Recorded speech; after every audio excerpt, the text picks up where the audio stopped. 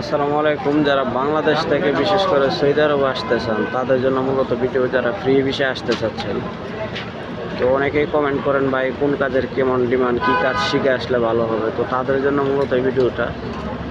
এইখানে দেখুন block mention 50 জন লাগবে, 12 টাকা 12 এসআর অর্থাৎ 12 রিয়াল করে। তারপরে আছে প্লাস্টার মেনশন 12 রিয়াল করে পার ঘন্টা, এটা ঘন্টা হিসাবে, এবং সব কিছু লেখা আছে। নিচে দেখুন স্যালারি 1 মাস 20 দিনে। এরকম হাজারো নিয়োগ বিজ্ঞাপন আছে এখানে, সবগুলো তো পরে শোনানো সম্ভব না। তো আপনারা দেখে নেবেন, আমি স্ক্রিনে উঠিয়ে দিচ্ছি।